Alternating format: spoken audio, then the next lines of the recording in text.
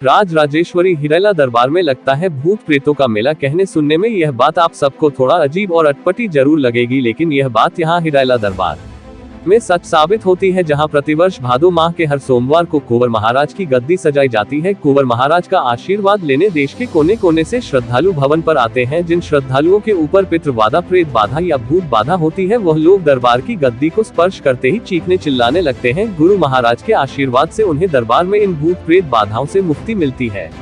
वहीं पर दरबार से जुड़ी जानकारी देते हुए दरबार के महंत श्री हरिहर महाराज ने बताया कि कुंवर महाराज के स्थान देश भर में अलग अलग जगहों पर हैं, जिनकी आदि गद्दी हिरैला दरबार है। सभी गद्दियां यहां से आशीर्वाद लेकर जाती हैं, फिर वह अपने अपने दरबारों पर गद्दियां सजाते हैं और लोगों के भले करते हैं। इस जगह का इतिहास हरिहर महाराज ने लगभग 700 वर्ष पुराना बताया है। हरिहर महाराज यह भी कहते हैं कि इस स्थान पर आने वाले लोगों को भूत बाधा, प्रेत बाधा, पितृ बाधा, इन सब से छुटकारा मिलता है। हिरैला दरबार की गद्दी को आदि गद्दी भी माना जाता है और यह मध्य प्रदेश के ग्वालियर जिले के डबरा अनुभाग में गिजोरा थाना अंतर्गत ग्राम सूखा पट्टा के घने जंगलों में स्थान बना हुआ है, जहाँ भादो माह, जिसे अधिक मास भी कहते हैं, उसमें दर्शन लाभ का विशेष महत्व माना गया है।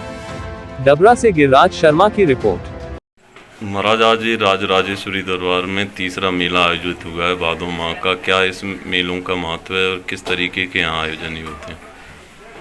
ये भादो माह का मेला रहता है। 11 महीने गद्दियाँ अपनी प्रोग्रेस करती हैं, लोगों को जागती हैं, पूछती हैं, उनके भले करती हैं। भादों के महीने में आके वही गद्दियाँ आकर के अपनी आमद दर्ज कराती हैं कि हमने इतना भला किया, इतना भला किया, ये किया, ये किया। इस तरीके से चलता है भादों का मेला।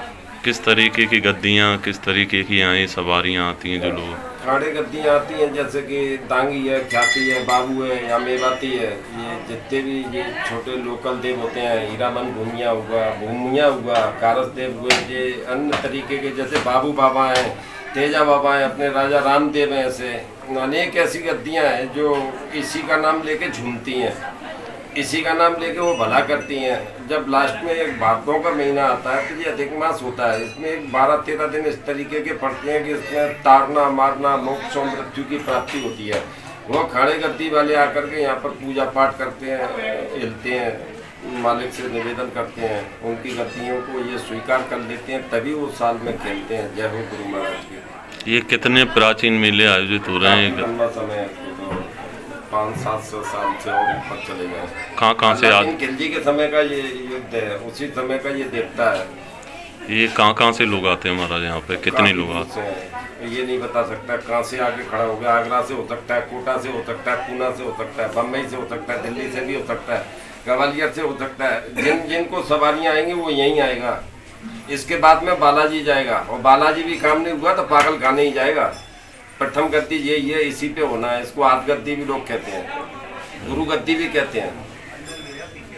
यहीं का है वो खाड़े की चमक और बहुत की धमक, ये दोनों चीज़ें यहीं प्राप्त होती हैं। उसी का ये मेला चलता है, लेकिन प्रशासन और लोकल के आदमियों की कोई मदद नहीं। जंगल का स्थान है, उधर ही भरो, नीचे भरो उसको, वहीं धरती पे भरो।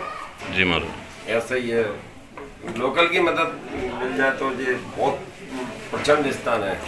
ठीक है। यहाँ पर जो हो सकता है वो मैं नहीं मानता कहीं और हो सकता हो। ये भूत प्रेतों के राजा हैं, जो मेरे और आपके जो भी पुरखा मारे गए हैं या पहले मारे गए हैं, उनका राजा यही है।